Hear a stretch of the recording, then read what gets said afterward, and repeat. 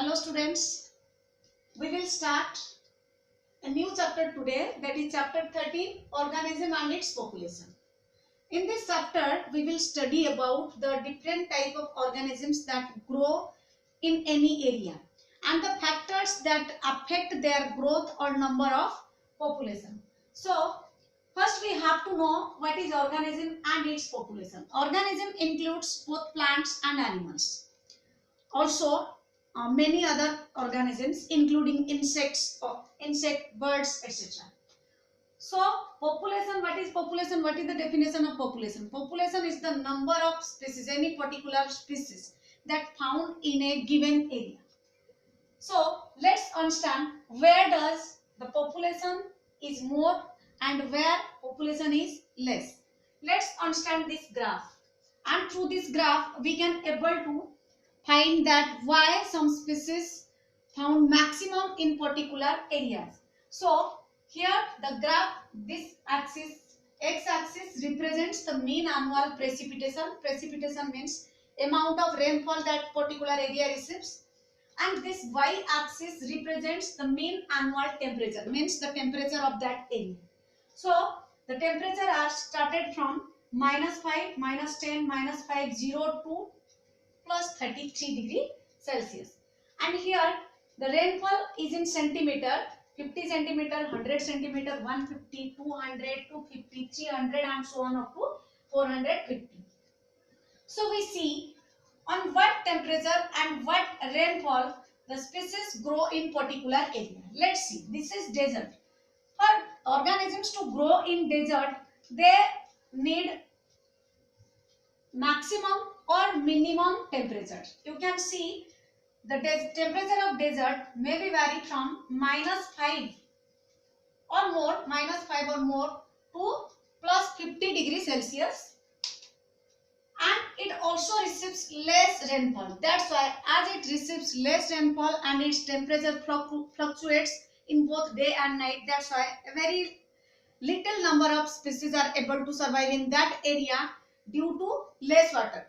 And here you should understand water is the main source for survival of any organism. So where there is less water, the any organism, that's population is less. So in the whole graph you can see the number of population found in deserts are less when compared to other areas. Next is your grassland. Grassland represents a high diversity of organism and population because of its perfect temperature and moderate rainfall. Next is your tropical rainforest. Tropical rainforest receives, you can see, receives maximum rainfall, that is more than 400 centimeter rainfall annually, due to which only particular organisms can grow because their temperature remains less. I have told you for growth of any organism it needs both temperature and rainfall. Here it receives only maximum rainfall but the temperature is low. So here also the population is not so much high. Next is your temperate forest. Temperate forest receives both rain as well as temperature, so organism found is more. And the most important, coniferous forest. Coniferous forests are found in the area where the temperature is less and rainfall receives is moderate. So here we can found the coniferous plants. They are erect and narrow leaf, having narrow leaves. And next is Arctic and alpine tundra. This also represents the minimum temperature, that is ranging from 0 to -40 degrees Celsius. Here I am only represent up to -15 degree. But this Arctic and alpine tundra, the species live in Arctic and alpine tundra, represents the less temperature which it gets, and here also the number of species is less. So from the above or from the given graph we can understand that any species needs water and temperature for increasing its growth or increasing its population. Here if we bring the species that found in tropical rainforest into desert into desert, can it survive? No, it can't survive, because the species here are adapted themselves according to the amount of rainfall. But here the rainfall is so less, very less, that's why they can't survive. Or if we put the species in Arctic and alpine tundra, they also can't survive, because here the temperature is so much high and here the temperature is so much low. So if we say or give some other examples, you may know some plant species also, that is in your notice. Some plant species found in different areas, like some medicinal plants. Why we get some medicinal plants only in the Himalayan regions? This is also due to the temperature and rainfall. So I think you understand this topic. Now let's see what are the major abiotic components of our country. Means the abiotic and biotic components constitute our environment.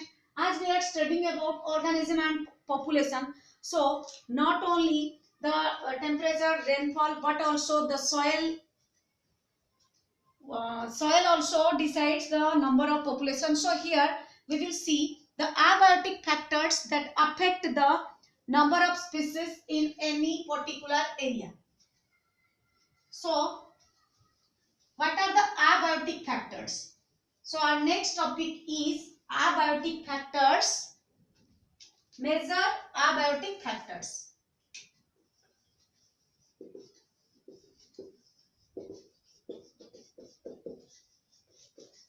Major abiotic factors. In major abiotic factors, we will see that the major abiotic factor is, one is temperature, another is water, temperature, water, soil, light. So how these factors decide the number of population? Let's understand it. First we will see temperature. As we know, all the organisms cannot survive in particular area. Some organisms need low temperature and some organisms need high temperature for their survival. So like your cactus. Cactus can grow in deserts. Kangaroo rat also can grow in deserts. Polar bear in Iceland or in polar region where temperature is so less. Polar region. Why this happen? Remember one thing, some organisms has the ability to tolerate a high range of temperature. So those who tolerate high range of temperature are called eurythermal. Thermo means heat. So those organisms who has the ability to tolerate a high range of temperature is called eurythermal. And the eurythermal organisms in plants is cactus, and in animal kangaroo rat. And another type of organism who can able to tolerate a low range of temperature, they are called as stenothermals.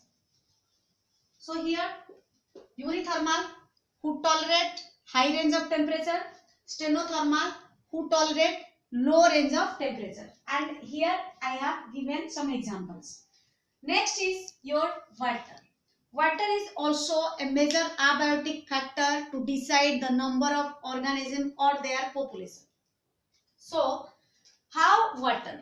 Water, we see different type of water bodies starting from oceans, seas, rivers, lakes, ponds and other smaller water bodies.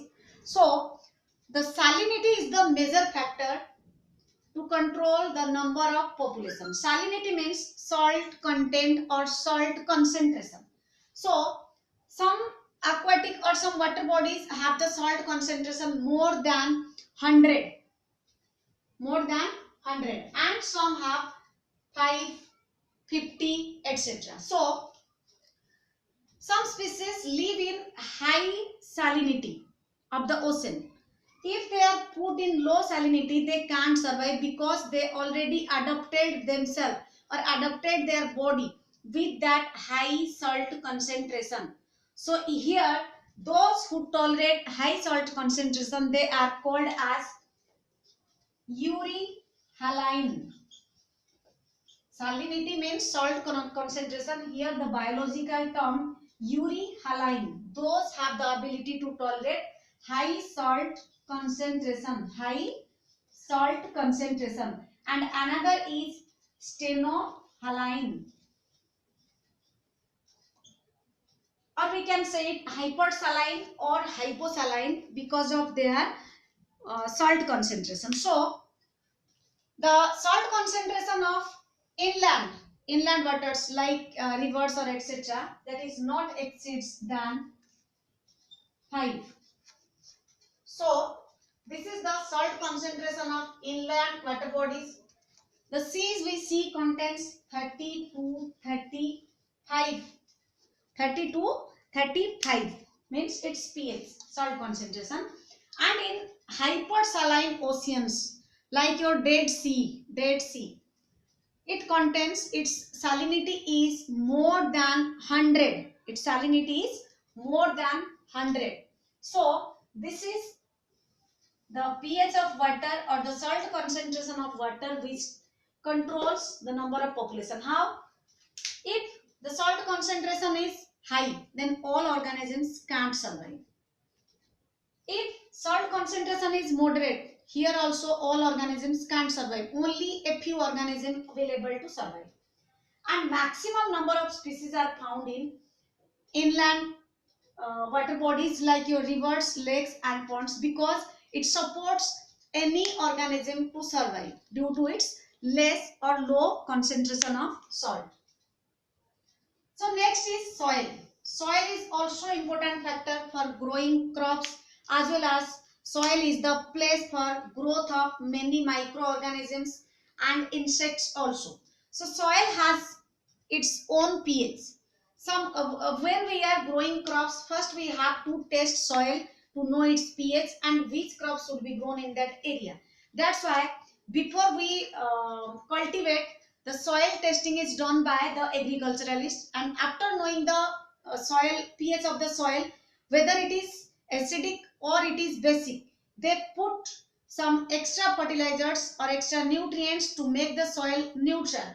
So the soil that found near the seas contains high pH or high salt concentration. That's why their cultivation can't be done properly, or only a few plants can grow there. Same near the rivers, we can able to grow many crops because its pH supports. If we see the area around us and see many crops, because the crop is growing properly due to its proper pH. So here we can understand soil is also determines the number of organism and its population. Next is light. Light is the most important factor, because light is needed by the producers. Producer means here green plants. Green plants use light for to synthesize their food, means for photosynthesis they use light. If light is sufficiently not available, then the organism will unable to synthesize food, and if plants will not synthesize food, then no animal can survive. So light is received by different organisms in different amounts. Here I am giving you an example. Some species of plants live in depth of the ocean, but the light can't get or can't enter more deep into the ocean. But some species are found bottom of the sea or ocean which has the ability to get the light, means that is more than 500 meter. So here if light is high, the plant is unable to synthesize its food. You have watched some plants can't survive in high temperature, means in summer the leaves are shaded from the plants because they can't tolerate the high range of light. And if light increase, obviously temperature will increase. And also in winter you see the leaves are also shaded because they are unable to tolerate high or low range of light. That's why light is important factor. And which I have told you that in the ocean some plants, small plants are found like your blue green algae, brown algae, red algae. Because of their color pigment, they able to trap the green light of the sun, because the green leaves, if green color algae is found in depth of the or bottom of the sea, then it radiates the green light. As we know, opposite charges repel each other, same charges repel each other, and opposite charges attract each other. The same color light, if the species algae that is green in color, then it radiates the green color light and can't synthesize food. And the density or the intensity of the green light is maximum, so it can penetrate more than 500 meter into the ocean. So when we see that some brown or red algae are found in the depth of the ocean, here my question is, why green algae not found? I think you all